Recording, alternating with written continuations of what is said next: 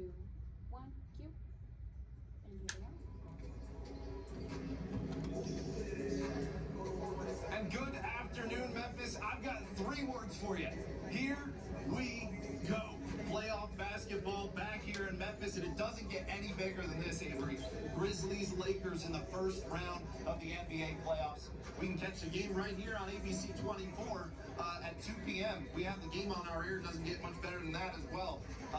Avery, first of all, let me just ask you, what's it like here seeing every growl towel and every seat in this house right now? Man, if you're not in the building, I feel bad for you because it's about to be crazy inside FedEx Forum tonight. The Grizzlies, one of the best teams in their home floor, one of the best teams in the NBA. It's been a wild ride this season, and I'm just excited to see how this community in the city is about to rally around this team and hopefully get into a really deep playoff run. And it starts with the LA Lakers tonight. And we have a great show coming up for you. We have CJ Hurt coming up from Grind City Media in just a couple minutes here. Dave McMenamin from ESPN is going to join us, and Pete Granica, the Grizzlies play-by-play announcer, expected to hop on for us as well. So we're going to get right into it. But first of all, I wanted to start this thing off by talking about Game 1. Obviously, the start of the series doesn't make or break a series, but it can definitely set the tone. In fact, John Morant was asked about that back on Thursday, and he had this to say about the importance of Game 1. Definitely very important. Obviously, you know, it sets example for us, and you know, sends a message, you know, that we're ready to go, you know, from Game 1. So winning that game is important for us. Obviously, one game doesn't win a series, but to have that momentum for us, you know, on our home floor, coming back in, you know, for Game 2 is an important thing for us. And you know, definitely, you know, our goal is to go out and, you know, win every game, you know, we step out there on the floor. So. And it's our pleasure to have CJ Hurt joining us right now. CJ, we just heard from John Morant talking about the importance of Game 1. What do you think the level of importance is for the Grizzlies to set, you know, start out here on a good note? It's always good to set the tone. Set the tone. Game 1 is where you do that. Listen, with this good team in this series, it's going to be all about keeping your poise and your composure. It's not going to be easy. You will have moments of great adversity. You will have moments where you fall behind, where you might get down big. But if you keep your composure, you should be fine. Now, Coach used to tell me, the cream always rises to the top. And in this series, the Grizzlies are that cream if they play Grizzlies basketball and don't get rattled. Yeah, I gotta concur with that. As long as you just kind of float. You just float along, make sure you kind of tread water, and then you're gonna get to a point where you swim sometime throughout this series. Now, on the importance of Game 1, the Grizzlies know firsthand how hard it can be to win a series when you don't win Game 1. They were the second seed in the playoffs last year, had home court advantage, and in those first 2 series, both against the Warriors, they lost Game 1. And it makes it a whole lot harder to maintain your composure and come out with a series win when you don't take on Game 1. So they understand they've got to get one at home. They can't let the Lakers steal one in either one of these first two games. Yeah, I mean, I've been saying it this week. I think there's, to some degree, a level of pressure on the Grizzlies to come out 2-0 in this series because we've seen it's been a struggle for them on the road. Playoff environment in LA, that's going to be tough. And if you end up 1-1, I think there's a chance you come back to FedEx Forum down 3-1 in this situation. So I think there is a level of pressure, a level of importance of making sure you come out 2-0 in this home series. CJ, do you disagree? Listen, I know you and I disagree. We disagree on the series, but yes and no, right? It goes back to being poised and composure. Think about what transpired yesterday in the playoffs, where you got the Sacramento Kings and Golden State Warriors. Golden State had that game for most of it, throughout. It was a 10, 12-point game for most of it, and you look up, because Sacramento kept chopping the wood. They kept swinging, they didn't get down, they kept playing their style of basketball. You look up, in the last 4 minutes, they got the lead. It's not going to be easy. So even if you get up 2-0, go down 0-2, you have to believe in yourself and in your system and what you have going and keep fighting through. Possession after possession, game after game, to go out there. If they do go down, go back to LA 1-1. Like I said, I know they struggled on the road. But this was a team who played that Lakers team in LA and could have won that game if Desmond Bane doesn't do the inexplicable and pick the ball up just over half court, right? Be strong with your ball, just little stuff, fundamentals, box out, chase down the rebound, dive on the floor, don't pick up your dribble at half court, just little stuff like that can swing a possession, it can swing a game, swing momentum in the series. Now, talking about important factors of the series, Taylor Jenkins was asked about the foul trouble, which is a huge factor that we've been talking about.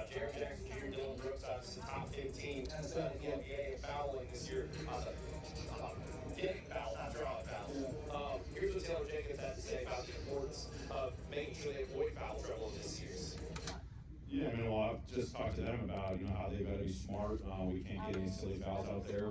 They accumulated quite a bit of fouls in the pregame matchup against them. Understanding where those fouls are created, whether it's Davis, it's James, Reeves is drawing a lot of fouls, Schroeder's drawing a lot of fouls, and it's free throws, it's, the offensive rebounding, it's the downhill drives. We got to be smart. So, CJ, I wanted to ask you, there's been a lot of talk about this, about LA getting, LA calls, superstar calls. Do you think that can decide this series? Not if the Grizzlies don't let it. Not if the Grizzlies are, again, I mean, if I said it before, it's not easy. Our boys, you got to handle that. You just do. You can't let the calls dictate how you play. Too many times this season, Jaren has got the ticky-tack foul, and then the very next possession picked up another ticky-tack foul. Just out of frustration, you can't do that. There will be at least 1 5-minute stretch where nothing goes your way. The calls aren't going your way, the fans are on your back, shots aren't falling for you, all the shots are falling for them. You have to weather that and say, all right, we'll be fine, just keep playing through it. You have to play through it, you have to say, boys, I understand that there's an expectation for a lot of foul discrepancy or a large foul discrepancy. You can't let that dictate this series. Be tougher than that. Be tougher over here than that. And that's going to come down to those Lakers stars, right? You're talking about LeBron James and Anthony Davis. Anthony Davis in particular is really going to put a lot of pressure on Jaren Jackson Jr. He's averaging 29 points, 20.5 rebounds in the 3 games that the Grizzlies have played the Lakers this year. It'll be interesting to see how the Grizzlies handle what Anthony Davis is able to bring to the table, because if Jaren Jackson Jr. can be allowed to play off ball, and play off-ball defense as opposed to on-ball, then most likely you're going to avoid some of that foul trouble that we, as a fan base or as the Grizzlies fan base or the Grizzlies organization, is so worried about. So I don't think that's something they've kept in mind going into this series. What Anthony Davis is going to be able to do, as well as LeBron James, is going to be important, because the Lakers have a plus 400 differential in free throw attempts compared to the next closest team. The next closest team is somewhere around 200. So that's an incredible amount of foul shots that's going to be created in this series. And I think the officiating is going to be wary of that. The LA Lakers are certainly going to try to emphasize that, and the Grizzlies are going to try to avoid it. So I think the foul shots and the foul territory is going to be a big deal in this one. CJ, really appreciate you coming in. Before we get going, you and I had to argue. So we did. I would say it's Grizz in 7. You have another opinion. Grizz in 5. Going back to 1984, when the NBA went from 12 teams to 16 teams. You like that, don't you? 5 times a 7 seed that beat a 2 seed. The most recent 5 seed, the most recent 7 seed to knock off a 2 seed, 2010, when the San Antonio Spurs knocked off the Dallas Mavericks. We talked a lot about the Lakers stars. We talked a lot about the Lakers front court. Sure, there may be a slight advantage there. There's going to be an advantage in fouls getting called in the Lakers' favor. But the Grizzlies got a job that the Lakers haven't been able to stay in front of him. Not only have they not been able to stay in front of him, they haven't been able to stay in front of Devin Bay. So if you got those two coming downhill with Tyus Jones or Luke Kennard or Santi or Jaren holding on the perimeter, I think that's the difference in the series. The perimeter play for the Grizzlies is so much better than that for the Lakers. 5. All right. Bold prediction. I like it. Yeah, I mean, he's a bold guy. I know, baby. And that's why he's CJ Hurt. You can see him mornings on Grind City Media. CJ, we appreciate it. Thank you. Thanks so much, man. Thank you, sir. Look forward to seeing you on the Jessica Benson show on Grind City Media. With CJ Hurt. With CJ Hurt. Gotta be good. Thank you, CJ. Always love getting to talk with CJ. I don't know how this man has that energy at 8 in the morning and 2 in the afternoon, it doesn't matter. I mean, it's not just on here. This guy's like that all the time. So we love having CJ. Thank you so much for him for coming in as well. Grizz in 5, I don't know about that. I personally think this is going to be a tougher series because both teams are very good at opposite things. The Grizzlies, their strength, there's nothing there that can come in and get John Morant. For me, I think the half court is where the Lakers have the advantage. And what do you you think about that? I think a lot of it's going to come down to some of the lineups that we see. The stars are going to be the stars. Anthony Davis is going to be Anthony Davis. LeBron's going to be LeBron. John Morant's going to be John Morant. You got to have somebody outside of the stars to make a big play. I would like to be really interested in what Taylor Jenkins is going to do with his lineups. You look at a Tyus Jones, a Desmond Bane, and a Luke Kennard situation. They're plus 20 in that rating when those guys are on the floor. That's what John Morant, not on the floor necessarily. So if they can do something with a lineup like that, you got to win the minutes when your stars are not on the floor. So I think the bench and really those others are really going to play a big part. We're going to introduce a new guest, Dave Miller with ESPN, joining us, covering the Lakers a lot. Dave, how your first couple of days in Memphis, baby? You got some barbecue in yet? Barbecue. I went to a spot called Catherine and Mary's last night. Really good, great dinner. Had a couple adult beverages afterwards. It was great. And yeah, so far the city's been alive. I just feel the playoff atmosphere. Certainly, weekend games always fun when we start things off. So I think we'll be making a couple trips back here. I can see it going the distance. 7 games this series. Well, you got plenty of time between game 1 and game 2. You get as much barbecue as you want. So I got to say, barbecue shop on Madison. Get the barbecue spaghetti. Sounds gross. It's actually really good. Now, barbecue spaghetti is the truth. I would say Arnold's Barbecue on Madison near the Red Zone's AutoZone Park downtown where Redbirds play. Another really great spot. A little couple of recommendations for you guys out there. Never heard about it. And I'm from New York, so like I'm telling you, it sounded like sacrilege to me when I first got here. And then I tried it. They also have this Texas toast that they put on it. Anyway, let's talk about basketball. Easy to on a tangent when it comes to barbecue. You know, we were just talking with CJ from Grind City about this series. On his end, he thinks this is Grizz's 5. I was saying I think this is going to be a longer playoff series. What is your take when you look at this? Obviously, Vegas says this is the shortest odds of any playoff series. You know, I think the Lakers have been playing really well defensively since they made the trades, and that's what's going to have to carry them. They got to, but part of that is how they play offensively and execute by taking care of basketball. Last time they played here, 26 turnovers on the 41 points for Memphis. If that type of script is followed again, it will be a short series, and Memphis will run them off the floor. They're younger, they have more continuity, and they have home court advantage. This crowd's going to go nuts. So the Lakers got to be very intentional with the basketball. And, you know, just defensively, they were allowed to play with a lot of force in that playing game. You know, the whistles were swallowed a lot of times. They were able to play with the aggression. And maybe with Memphis missing Steven Adams, missing Brandon Clark, the Lakers will have the size advantage in the series. Now, yesterday you were asking both AD and LeBron about if they feel like underdogs. We actually have that soundbite. We're going to play it right now. Here's what both LeBron and AD had to say when asked, do they feel like underdogs as they send it over the 2? I don't do as much as anything, because at the end of the day, everyone's record is 0-0 now. You know, and we're playing against a very worthy opponent, and we respect them a lot, so just got to be ready for the challenge. You know, we don't look at ourselves as the underdogs, obviously. You know, we knowing that this team that we're facing is a really, really good team. You know, they're second for a reason. So, and that was with man with our job. So, you know, we got to come in locked in prepared, but you know, we don't really look at the season. You know, our goal this season was to get in. You know, where we, you know, got into it, and now it's all about matchups and going out and trying to get game 1. And if you're just joining us, welcome back here to FedEx Forum. Grizzlies get set to take on the Lakers in game 1 of this first-round playoff series. Dave McMenamin, happy to have you with us. We just heard from LeBron and Anthony Davis saying they were pretty much all business in that availability. Didn't want to give any bulletin board material. As somebody that covers them every day, what was your take from yesterday's availability? Yeah, LeBron certainly been through this many times. This is his 16th postseason. Maybe he made up for some mistakes in the past, perhaps. Putting your words in front of your play. To me, also part of it is if LeBron's going into a series that he knows without a doubt that he believes his team will win, he's going to be a little more free-flowing. But this is legitimate for opponent. I think he said 2 or 3 times in his 4 minutes that we have a lot of respect for this team, and rightfully so. What the Grizzlies have been building over the last several years, really since the acquisition of John Morant 4 years ago, they've become one of the premier programs in all of basketball. And LeBron sees that. He sees the roster construction. And I think it's legitimate respect. It's not just trying to sidestep any bulletin board material, group chat material. We got to get rid of bulletin board material. Who actually uses bulletin board? I look at a bulletin board. Twitter material. Yeah. Rules on the top. But yeah, I mean, he sees this as really good. I think you see what a point you made a little bit earlier is just continuity.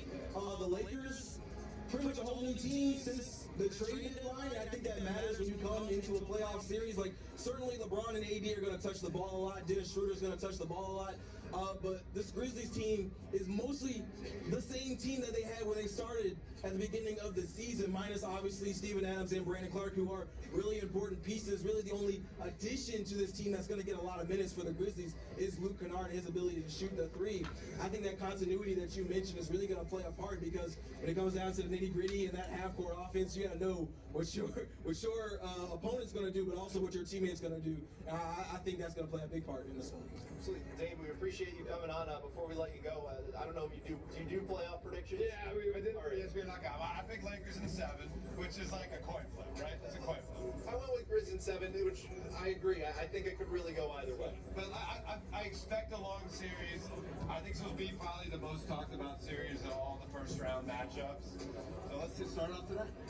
Dave McMenamin, ESPN, thank you so much for joining us. Really appreciate it.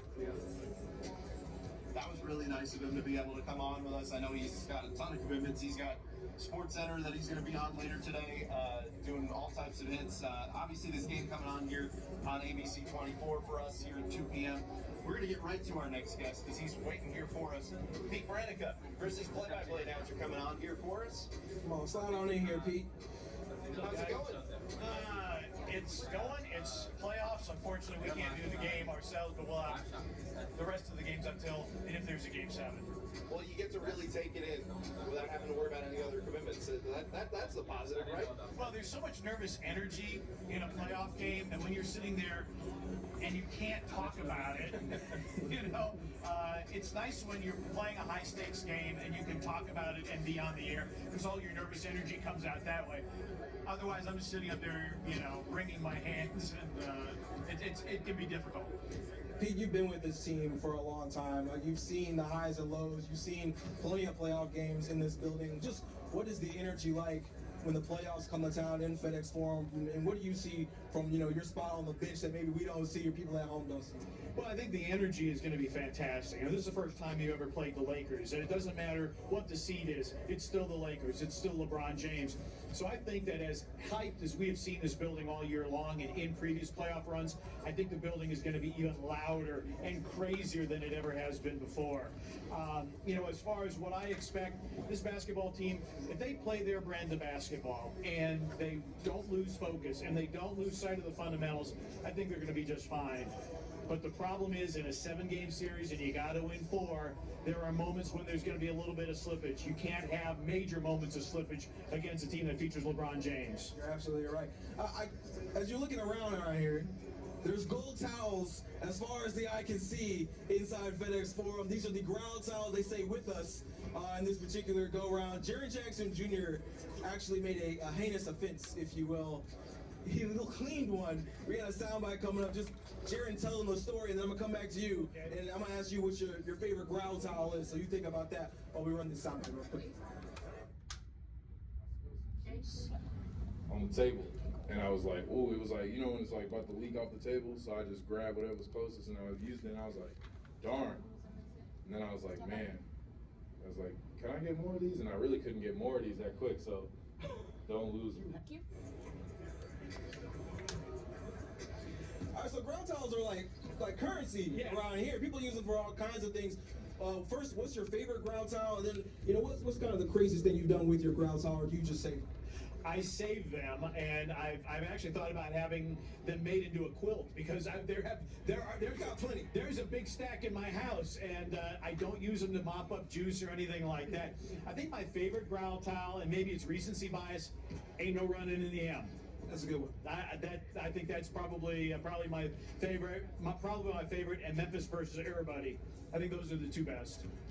Pete, let me ask you, to get back to the basketball side of things, we know what the Stars are going to do in this one. I want to ask you, do you have an X factor in this game that you think is really going to maybe turn the tide, whether it be over the span of a whole series or just winning you one game? Who do you think stands out on either side can be an X factor in this one?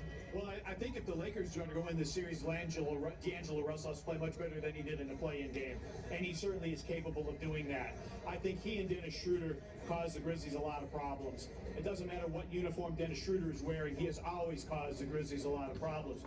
For the Grizzlies, I think that Xavier Tillman is going to have to be big. You got to be dealing with Anthony Davis. It can't be Jaren Jackson Jr. all the time. Jaren's got to stay out of foul trouble. So can X be physical with AD and force him to miss some shots, box him out on the glass and get some rebounds that AD otherwise might get? I think he's going to be an X factor in the series for sure, because we know we want to have Steven Adams. Yeah, you're absolutely right. Xavier Tillman really has been excellent for the Grizzlies since he's kind of moved into that starting lineup with Steven Adams out. And what we've seen him is he played some of the bigs back to back to back. There was a stretch where he played Joel Embiid, Nikola Jokic, and then Anthony Davis back to back to back. And particularly against Davis, he played well. Anthony Davis still got his, but he was able to, Xavier Tillman able to have a double-double in that game, still played really well. I think we make a great point. X Factor is certainly one. Clayton, do you have an X Factor in this series? Yeah, you know, for me, it's the half-court offense, especially for the Grizzlies. The Lakers are such a great half-court team. I actually wanted to ask you about this, Pete. With Luke Kennard, him coming on late, you know, Steven Adams did so much to cover for some of the issues with that half-court offense. Does adding that second shooter, Luke Kennard, when he's in there with that big three, are they able to compete in that half-court with this Lakers squad? Yeah, because this is going to spread out the floor. Right. So ball movement, body movement, and Luke Kennard is the league's leading three-point shooter. So I think if you have him and Bane on the floor at the same time, you know, Bane can create off the bounce. We've seen Luke do some creating off the bounce as well. But just the fact that you can space the floor so much better with those two guys on the floor. The thing with a half-court offense, it cannot bog down. It can't be John pounding the dribble out in front, waiting for somebody to get open. 5 guys are going to have to move. Ball's going to have to move. If they can do that, and with those guys facing the floor, I think the half-court offense can work. Now, the issue, obviously, without having Steven Adams, how thin you are in the front court. You know, I know we talked about it ad nauseum, but it is still a major factor in this series, especially with, as we talked about, how LA this season has picked up quite a few different calls. There was a lot of talk, fan-wise, about superstar calls as well. How smart is Jaren Jackson Jr. going to have to play in this series in order for them to move on? Very. I mean, look, all you hockey people out there talk about discipline and not taking penalties. Jaren can't take fouls. And if you're going to take a foul, it has to be important enough for you to take that foul. The little touch fouls, and Jaren has a bad habit when he starts a drive that he's coming with the hook. And it's a cheap offensive foul, but it's a correct call. He can't do that. What Jaren has to do is mentally he has to be strong enough that if he picks up an early foul, be very focused, don't pick up a quick second, because the quick second is going to put you on the bench. And understand that letting a guy get a dunk over you and not committing a foul is more valuable to your team, because yes, you give up 2 points, but if you have to go out of the game, your team may go -10 while you're off the floor. So the best ability is availability, and staying out of foul problems has to be job one for him. And Anthony Davis learned that lesson, that it was good to get dunked on as opposed to fouling when they were here last month. Right. There's also the factor of road versus home here. Just that environment, it's already been a struggle for the Grizzlies this year, but games 3 and 4 going out to LA, how difficult is that going to be for the Grizzlies? How much pressure does that put on the Grizzlies for game 1 and game 2 here at home to come out 2-0? Well, they know that the 2 games they played at Crypto against the Lakers, they had chances to win. If Desmond Bane doesn't have a very uncharacteristic turnover at midcourt, maybe the Grizzlies win that game. So I don't think that they're going to be worried about it or upset about it. And how they approach games 3 and 4, ask me again after games 1 and 2. Well, do you have I don't want to put you on the spot. Do you have a prediction, or did you give out a prediction? I did not give out a prediction. I think it is going to be a very intense series. I think it's going to be a close series, and it would not surprise me if we're back here in 2 weeks for a game 7. All right. Well, I said Grizz in 7. What did you have? I've been strangely quiet over here with my prediction. I don't think Game 7 is out of the question, but I'm going to be confident and what my eyes have seen all year, I'm going to say Grizz in 6. I think they still win on the road. I think they handle it. We'll get this done maybe in LA. As long as we get it done, that's all that matters, right? So I would say Grizz in 6. See, I think it's really going to come down with Game 1 and Game 2 here. If they come out 1-1, I think that's an issue for the Grizzlies because I think there's a realistic chance you come back down 3-1. That said, I could still see it going 7, even if you are down 3-1 and come all the way back to win the series. But when the lights are on for this team, just have you seen from your perspective them rising to the occasion? Like, does the bright spotlight of this moment, does that concern you? Does that encourage you for this young Grizzlies team? It more encourages me simply because that's when John Morant plays his very best. And I think maybe going into the series last year against Minnesota as a 7 seed and a team that you handled in the regular season, maybe there was a little bit of, I don't want to say overconfidence, but you felt good going into the series. You're playing the Lakers and LeBron James, okay? There's no way you could be overconfident. And I think the fact that you see purple and gold on the other side of the floor and you see LeBron James on the other side of the floor will make you focus even more. So I think this is an opportunity for this team to raise its play, to raise its level of concentration. And if you win this series and you beat a LeBron James Laker team in the first round of the playoffs, it's huge in franchise history. Now, the last aspect for me that I wanted to bring up is that throughout these practices, Tuesday, Thursday, Saturday, nobody really wanted to give bulletin board, whiteboard, Twitter material, Facebook material. There's been some smack talk over the years between these two teams. You know, Dez and LeBron have gotten into it before as well. Is Shannon Sharp in the building? We need to establish that. Do you expect that to continue? And how quickly can that switch flip to suddenly it being a trash-talking series? If the Grizzlies end up playing Golden State in the second round, there'll be trash talking. I meant this series. But to your point, I don't think here. You have to respect LeBron James. You have to respect Anthony Davis. You have to respect the history of the Laker franchise. And I think the Grizzlies do. And so, that's why Dylan Brooks says, hey, I'd love to play LeBron James because he's one of the greatest of all time. So if you are a competitor, you want to play against one of the best in the business, and that's exactly what they're going to do. So I see this as being a respectful series. That's not to say the Grizzlies won't play with their characteristic edge, but I don't think you're going to see the level of chatter you would in a series with the Golden State Warriors team, for example. And that's something that I found interesting was that Dylan Brooks soundbite about wanting to guard LeBron in a 7-game series. That went everywhere, and that was seen by some as smack talk. For us here, we've seen Dylan say he wants to play the best all year long, whether that's the Trailblazers, whether that's the Lakers, whether that's the Warriors. He wants the best player. And for him, a 7-game series against one of the greatest of all time, yeah, that's how he's wired. So that's how I took it as well. Oh, exactly. I mean, we talk about it in crunch time. Do you have guys, there are some guys that run to the ball and some guys run away from it. Dylan Brooks is always going to run to wherever the key play is. That's the type of guy you want. You want guys like that on your team. You want guys that want to challenge themselves. You want guys that don't want the easy path. You want guys that are going to be competitors, and Dylan Brooks certainly is that. I think that quote we were talking about with Dylan Brooks is kind of the epitome of the ain't ducking no smoke, right? That's something the Grizzlies have kind of hung their hat on since John Morant had that bulletin board material, Twitter material quote. But Dylan Brooks, he is the epitome of what this team means when you talk about not ducking any smoke, running up the chimney. You want the best of the best. I think as a fan base, as maybe as a Grizzly organization, people on the outside, they're like, we're rooting for the Timberwolves. We want the Timberwolves to win in the play-in, so we don't got to see LeBron James. I think, like you said, they respect what the Lakers have done. They respect who LeBron James and Anthony Davis are. But, for this team, it's their time, and that's just kind of how they see it. I agree. Well, Pete, we appreciate you coming on and taking some time, and we'll let you actually enjoy a pregame where you don't have any responsibilities for once. Take a lap around, enjoy. Sounds good. Thanks for having me. Yeah, Pete, thank you. Thank you so much. Thanks. Yep. Always great talking with Pete. Pete also does 901 FC.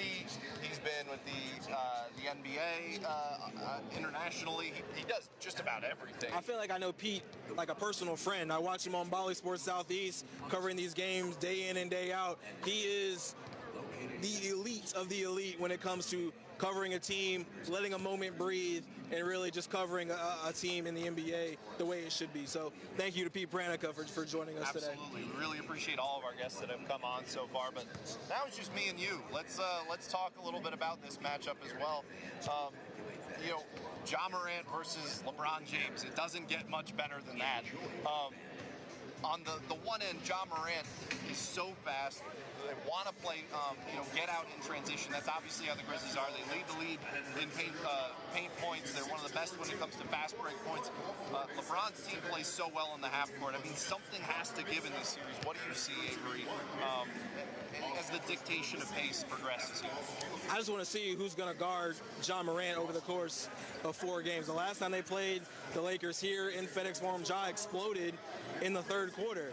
And you're wondering who are the Lakers going to be able to put on him that's going to be able to keep him held down, because you're not going to be able to stop him. You can only slow him down. I think that goes both ways with both Ja Morant and LeBron James, or Ja Morant and Anthony Davis, or even a Desmond Bane kind of situation. One of these stars are really going to explode. It's going to me, it's really going to depend on when does it happen, how does it happen, and for how long does it happen. As far as pace goes, honestly, both these teams do both of those things really well. They both have higher paces in the league. They're actually both top 10. But when it comes to the Memphis Grizzlies, they're going to want to get in the paint, but they've also become much more of a perimeter team, especially with the addition of Bernard. 9% from 3, leading the league, ridiculous. And the Grizzlies were actually in the bottom half of the league in 3-point percentage. When Luke Kennard came on, you look at the month of March, the Grizzlies were top 15, in 3-point percentage. So it's going to play a part as well. That's going to help in the half court. Yeah, absolutely. And here was something that I was surprised to see in the game notes. Thank you, Ross Wooden. The Grizzlies not only set the record for their franchise in scoring this year, they also did for 3 points made at 12 per game. The first half of this season, we were talking about how this is not a 3-point team. Obviously, Luke Kennard helped with that, but that was also setting that record for a 4th consecutive season. Day 1, when Taylor Jenkins was introduced, he started saying, let it fly, let it fly, let it fly. He has been cliche at times, but consistent in that cliche, and it's paying off right now. 12 threes a game. I think personally the X factor here is Luke Kennard and how big of a contribution he can make on that perimeter, and as we talked about, how he changes the dynamic afterward. Yeah, absolutely. Luke Kennard has really been phenomenal. Like I said, the #1 3-point shooter by percentage in the NBA, and all you did was pair him up with another top 15, top 20 3-point shooter in the NBA with Desmond Bane. So the way the Lakers are going to have a problem in picking their poison when the two of those guys are on the floor, especially with a Tyus Jones in a situation like that. We talked about that net rating of +20 when Tyus Jones, Desmond Bane, and Luke Kennard are on the floor. And then even with a Ja Morant on the floor, with Desmond Bane and Luke Kennard with Ja Morant, it just spreads you out so much. You can't afford to leave those guys alone. You give them a window. They're such good shooters. You get a hand up late, it's almost automatic. That allows Ja Morant to get into the paint, and he leads the league in paint points. And when it comes to the clutch time, Ja Morant, incredibly great in the third quarter. Desmond Bane in the fourth quarter is incredible. And you got a Luke Kennard in the mix on the 3-point line. It's going to play a big part. It is. I will say, though, it feels like a lot of us, and Pete highlighted him, so not Pete, but a lot of people really have kind of glossed over D'Angelo Russell. I mean, yes, he was handled in that playoff series for the Grizzlies because of Dylan Brooks, but when you have LeBron and AD and then trying to also handle him too, he's a guy that can burn you. And if you're so focused on LeBron and AD, D'Lo might be that X factor for them. That could at least win you a playoff game, if not sway a series. Yeah, I completely agree. D'Angelo Russell at one point was an all-star. You know, he's kind of moved around. At one point was with the Lakers, went over to the Timberwolves and came back. He is absolutely, he is their point guard. And I think we think of Dennis Schroeder a lot when it comes to coming off the bench and the way he's able to play with LeBron and AD. But D'Lo, I agree, he could be the one who swings the series. We're about to wrap up here, but Avery, last thing that I wanted to mention was we had talked about how the first home games of last year's playoff series, the Grizzlies ended up losing game 1, went on to win the Timberwolves series, didn't for the Warriors. Starting where we're beginning here, just how important is tonight to get the job done? It's huge. I think tonight makes a statement for either team. But for the Grizzlies, you get a home win in game one. You allow this crowd to propel you to a win that way. It's really going to make a statement. It's going to put the pressure on the Lakers to get a game two, because if they sneak out with one, all they got to do is win one or two. And like you said, the Grizzlies could be coming back to FedEx Forum down 3-1. So today is especially important because today is the game you got to play, right? I think from a media perspective, from fans, we like to look forward, game 3, game 4, however many it's going to be. But for the Grizzlies and for the Lakers, the most important game is the game you play today, and they got to get a win. Absolutely, and you know, it's funny having been here, you know, since, when did I get here, 2017? Seeing the tail end of grit and grind, you know, my first week here I think was when Zebo and Tony Allen both left for other teams.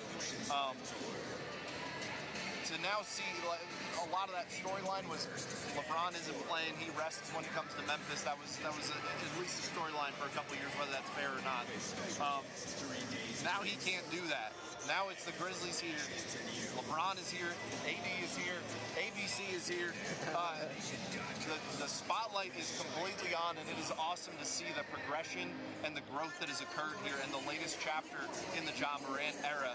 That now we got the spotlight with showtime. It is showtime here at FedEx Forum, and it starts today here on ABC at 2 p.m.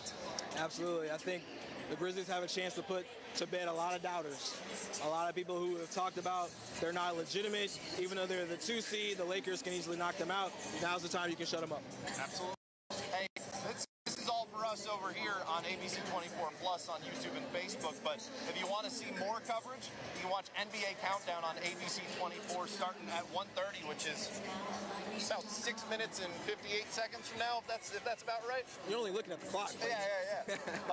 And then the game starts at 2 p.m. on ABC 24. Avery and I are going to be back here right after the game live with immediate reaction, talking about what this means in our 4:30 broadcast of ABC 24 News. That's coming up. But Avery, it's been a pleasure. I'm sick of hearing my own voice. So let's wrap this thing up. Thanks for watching, guys. Oh, thanks for being with us. That's the growl towel. Oh, he missed it. There it is. There it is. Can't leave without showing you the growl towel. We'll leave you with this. Thanks for joining us. Stay with us.